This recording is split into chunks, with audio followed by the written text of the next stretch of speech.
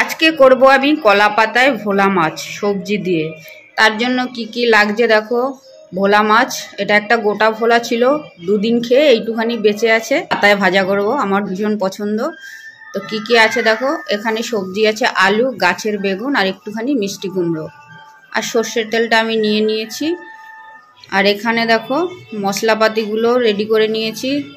নুন আছে, হলুদ আছে, জিরা ধনের গুঁড়ো আছে, শুকনো লঙ্কার গুঁড়ো আছে, পেঁয়াজ পেস্ট আছে, আদা পেস্ট আছে। আদা পেস্টের উপর হলুদ পড়ে গেছে হাতে লেগে, তো যাই হোক ঢেকে গেছে। আর এদিকে আছে রসুন পেস্ট, আর অবভিয়াসলি কলা পাতা। তো কলা পাতা আমি এনে দেখো গোল করে কেটে নিয়েছি, তো দুটো লাগবে। তো চলো সবজিটা কেটে নিই। সবজিগুলো দেখো কেটে নিয়েছি, বেগুন, আলু আর কুমড়ো। এবার আমি সবজিটা আগে মাখবো, মশলাটা পুরো ঢেলে দেবো। এবার দিয়ে দেবো দেখো সর্ষের তেল, আর এদিকে দেখো কলা পাতায়ও দিয়ে দেবো। ভালো করে মাখাতে হবে, ছড়িয়ে দেবো। এদিকে দেখো আমার মাখা যেটা হয়ে গেছে সবজি, সেটাকে আমি কলা পাতার মাঝখানে বসিয়ে দেবো।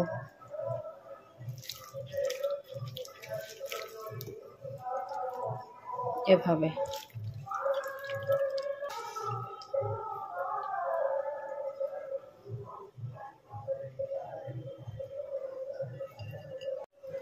এবার আমি মাছটা মাখবো, তার জন্য দিয়ে দেবো আবার নুন, হলুদ গুঁড়ো, লঙ্কা গুঁড়ো, সর্ষের তেল। মাছটা আমার ফ্রিজে ছিল, তো বরফ হয়েছিল, জলটা একটুখানি চিপসে নিতে হবে। ভোলা মাছটা অনেক ভালো, তাই পাতায় ভাজা খাওয়ার লোভ সামলাতে পারলাম না। এবার মেখে নেব। কলা পাতার সাইডে দেবো, জানো এর একটা কারণ থাকে।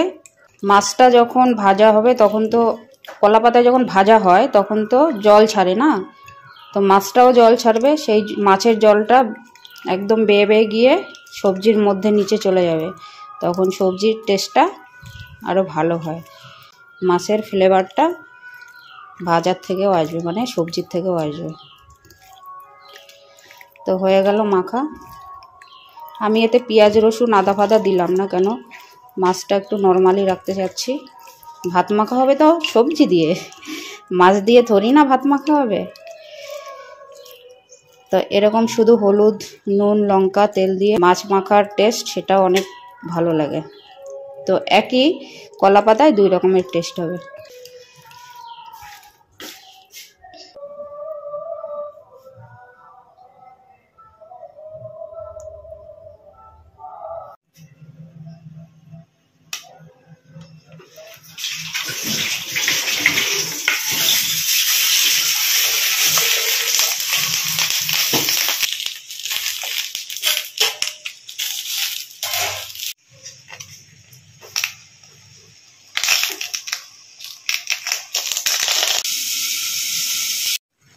অনেক সুন্দর একটা ভাজা গন্ধ বেরিয়েছে, আর আমি এটাকে বসিয়ে রেখে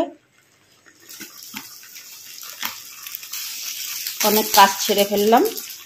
এবার দেখো জলটা টেনে তেল বেরিয়ে গেছে, এবার আমি উল্টে নেব। আর একটা কলা পাতা, যেটা এই যে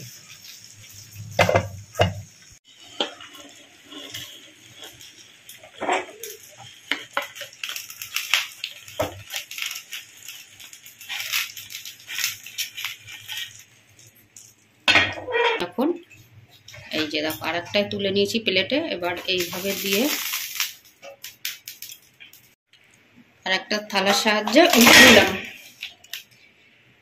দেখেছো টেকনিক, ঝটাফট, নাহলে হাতে খুব গরম ছ্যাঁকা লাগবে।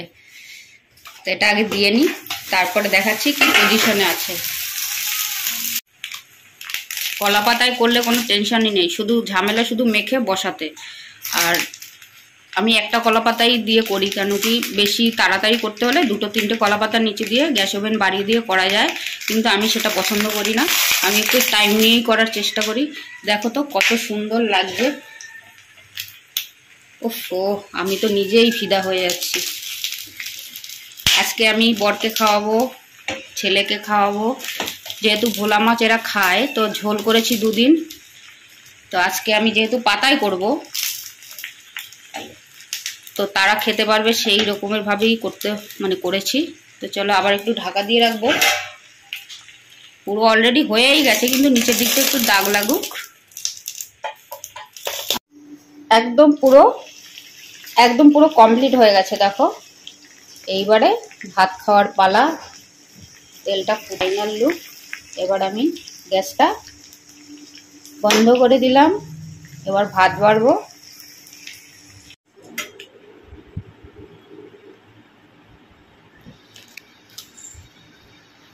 তো বন্ধুরা, আমার ভিডিও যদি তোমাদের ভালো লাগে তো সঙ্গে থেকো, পাশে থেকো, লাইক করো, কমেন্ট করো, শেয়ার করো। আর এই রকমের কলা পাতায় মনে হয় যেন সবসময় খাই, কিন্তু করা হয়ে ওঠে না। আর যেদিন হয় শুধু এ দিয়েই খাওয়া হয়ে যায়। তো এই দেখো ভাজাটা কত সুন্দর।